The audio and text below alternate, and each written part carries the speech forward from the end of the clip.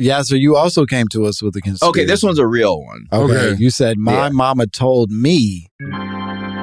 Trump is trying to resegregate schools. Yes. Mom, do you ever feel, not so fresh? Ew! No! Yep. I mean, how do you follow that?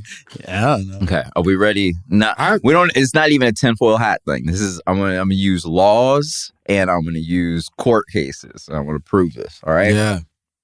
In 2025, Trump awarded $500 million to HBCUs and TCUs, which are tribal colleges and universities. Those that are, specific to Native Americans. How many are there? Is that like There's not a ton. I was going to say it can't be. There's not a ton.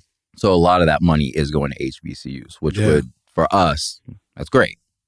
That money comes exclusively from him taking $500 million, maybe a little bit less, to schools that have a specific Latin and Hispanic population, right? Taking money from them. Yes. So $350 million that was earmarked for them, he took it and then added another $150 million, and now that's this plot, right? Or this pot of cash. That's important because in 2023, there's an organization called the SFFA, and it stands for Students Sucker for Free. Yeah. Fat ass. Niggas. He's like, okay, but like, wait, where's the end? Like, no, super fragilistic. Okay. So the SFFA is the Students for Fair Admissions, right? Yeah. Created by a dude named Edward Blum, but the support he got was from Asian Americans in the U.S. who believed that they were not getting into Ivy League schools because of affirmative action, right? Yeah. Right. So yeah, Asian students really kicked off the affirmative action wave. And Edward Blum is the dude who took this case to the Supreme Court. They win. Affirmative action is effectively wiped out at schools. Congrats, right? y'all. Congrats. It worked. Issue is I got nothing. that now Asian American representation and admittance in Ivy Leagues has stayed the same. It's gone up by a percentage point and down by a percentage point in certain places, right? This is important because affirmative action has been wiped out of these places, at all of these colleges.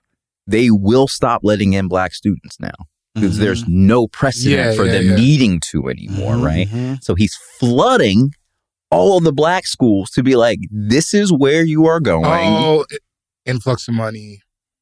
And, which is very important, a lot of these schools, a lot of HBCUs, as we know, are in southern states. Yeah. The problem with that is to be an accredited school, you still have to meet a government mandate on what you are teaching. Yeah. As we know, all of these government mandates are now based on religion and anti-racism, faux anti-racism, but as we know, very, very racist. So I believe the plot is give them, it's the same thing we see all the time, right? Give the Black people we think they want, which is the money for the HBCUs. We all celebrate. And the most sinister part of it is that because Asian American representation is staying the same in all of these colleges, they will then be moved culturally into what is considered whiteness. And then the same thing will happen with Latinos because, as we know, in popular, whatever culture, whatever you want to call it, we consider Latino and Hispanic to be an ethnicity, but not a race, right? So all of the powerful white Latinos will then also be moved into the white category. Sure. Yeah. The darker skinned ones will either be moved into Native American, whatever, if they can prove a certain percentage of that, or into HBCUs. But we will be split in education within the next 3 years. I truly believe. Yeah. You're saying that this isn't. I was having so much fun beating off niggas.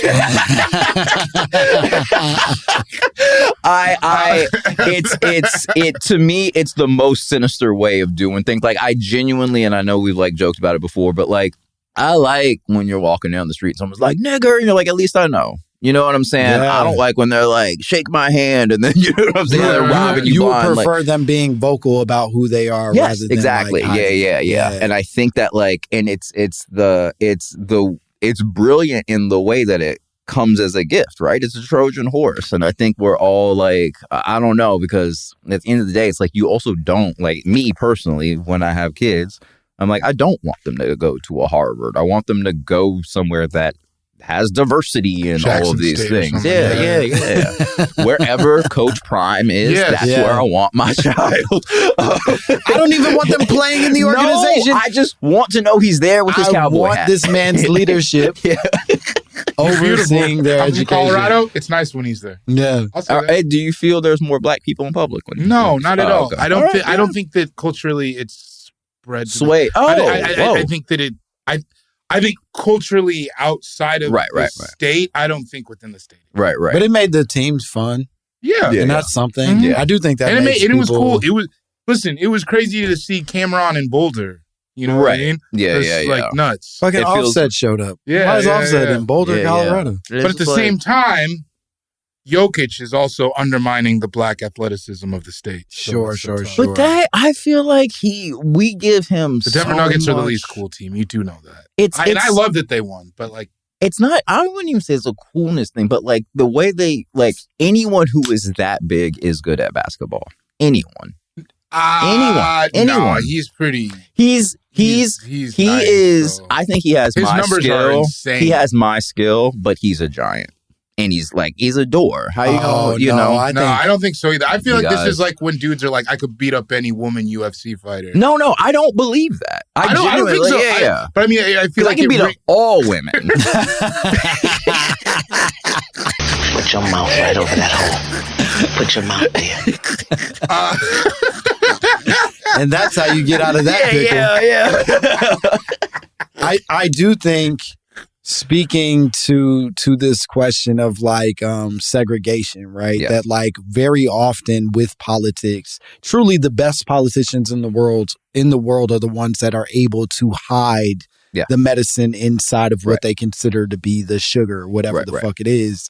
And so it becomes this weird thing of like, Trump is like truly a vile motherfucker, like an awful, awful man, but he is a very effective politician. Yes. And I think it's a weird wrestling that we culturally have been doing for a long time of being like calling him bad and being like, this guy sucks. He's fucking awful, but he's so much more effective than anybody we've ever had before. Yeah.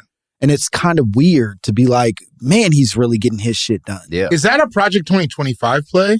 Or is this like, do you feel like this? I don't know what's in there. Yeah. I feel like, because every time a new thing comes up, people are like, that's Project 2025. Yeah, that's and I'm what I like, mean. getting rid of kettle corn? That was on their mandate. That was on their agenda. And they're like, yes, it's very important to them. Like, exactly what moves they wanted to make. They know niggas got a sweet tooth late at night, but they don't want too much sugar.